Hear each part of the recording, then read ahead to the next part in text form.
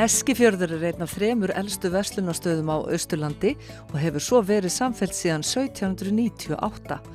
Fólki fór ekki að fjölga verulega fyrir að Norðmenn hófu síldveiðar 1879, en árið 1902 bjuggu á Eskifirði 228 manns, en nú rúmum 100 árum seinna búa þar 1000. Í bænum miðjum, þar sem áður var útibú Landsbanka Íslands, er komið glæsilegt hótel með 11 tveggjamanna herbergjum í bankahvelfingunni og 5 í bankastjóra íbúðarhúsinu. En hvernig breyttist banki í hótel? Já, þetta var nú eiginlega bara tilviljun að við komum inn í þetta. Ég hitti mann á götu og hann spurði hvert ég vildi vera með og ég bar það undir hana. Já. Hún var alveg til. Já, mér fannst það bara gaman að taka þátt í því að koma að þessu húsi og gera það bara huggulegt. Þetta hús var hýst í Landsbankann hér í marga áratugi. Það var tekið í notkun hérna, 1968 var það opnað í þessu húsi. Það var búið að vera hérna Landsbank útibú hér ofar í lóðinni og svo lokaði það hérna 2012. Og þú átt nú þína sögu hér innan dyra, segðu mér hana aðeins. Ég byrjaði hér í kringum 72 að vinna, var í afleysingum, sumarafleysingum fyrstu árin. Og svo bara var ég fast ráðin hérna nokkrum mánuðum síðar þegar krakkarnir voru orðin nokkuð storpuð og var hérna til 2012 þegar útibúið lokaði og mér leið alltaf vel hérna í þessu húsi og hérna í Landsbankanum. Það var 7 manna hópur sem tók sig til og keypti húsið og ákvað að hefjast handa við breytingarnar. Já, það var náttúrulega ekkert hótel. Það var ekkert hótel hérna, það var gisting svona út á Mjóari og víða. Andris, já, það voru hérna, já. En svo var þetta, fannst okkur kjör í tækifæri. Vel góð staðsetning á þessu hérna í miðbænum og fallegt hús og þannig að við vorum alveg til í að taka þátt í þessu. Og við lögum náttúrulega mest upp og því þurfum að kaupa inn í þetta, hafa góð rúm og Dýnurnar eru mjög góðar, það var alveg skilyrði sko. En svo þegar maður dregur frá gluggunum að þá er útsýni, ég verð að segja fyrir mig sem aðkomu konu hérna, mér finnst þetta stórkostlegt útsýni. Enda eru margir flestir sem vilja vera hér og hafa útsýni. Og svo erum við með 2 herbergjurnar með svölum og þau eru mjög vinsæl. Já. Svo eru myndirnar af veggjunum, hvaða?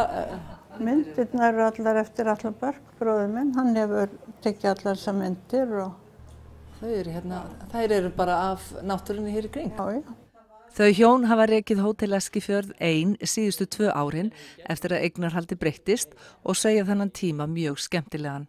Þetta hefur verið bara rosalega gaman. Já. Svona þessu. Já. Nú þið kannski ekki 20 lengur og er þetta ekkert erfitt? Nei. Þetta er ekkert létt svissum, er ekki það? Já, við ráðum alveg við þetta allavega. Já, við hefum gert það. Við erum að fá gesti allstaðar allstaðar á heiminum. Já. Ólíkt, mjög ólíka hópa og skemmtilega alla. Við erum mjög ánægð með.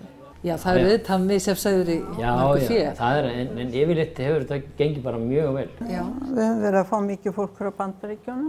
Núna upp á síðkasti er meira frá Bandaríkjunum heldur en öðrum stöðum.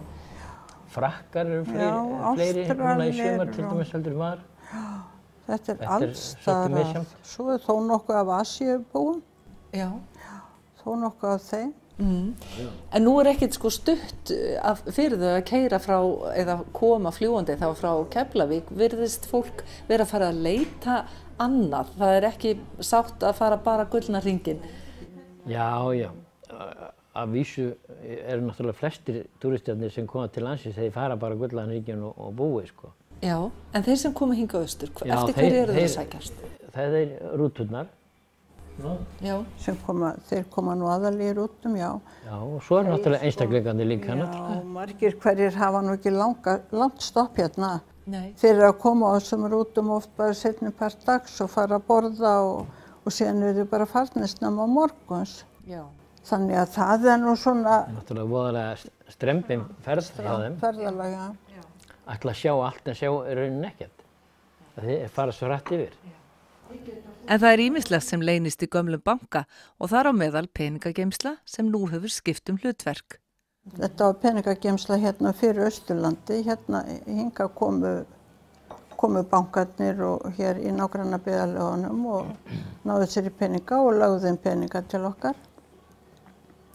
Og svo bara var þótti þetta alveg upplagt að nota þetta sem víngeymslu. Já, okkur áskotnaði sko vínrekkar fyrir ekki neitt. Þannig að okkur fannst, og þeir smöllpössuðu þarna inn, okkur fannst þetta bara alveg tilvalið. Já, þar höfðu peningahólfin verið áður sko. Og þeir alveg fjallu í þetta pláss sem að þeir voru í. Þannig þið eru með mjög verðmæt vín þarna niðri. Alveg vafalaust. Skulum segja það. En frá vínkjallaranum skulum við fara í framtíðardraumana. Hverjir eru þeir? Ef við værum 30 árum yngri, þá myndi ég ekki hugsa að selja. Ekki hugsa það, þetta er svo gaman. Það búið að vera rosalega skemmtilegu tími og gefandi. Þannig ég sé ekki eftir því, en þetta fer að verða ágætt hjá okkur. Við erum búin að koma þessu upp og nú verða aðrir yngri taka við.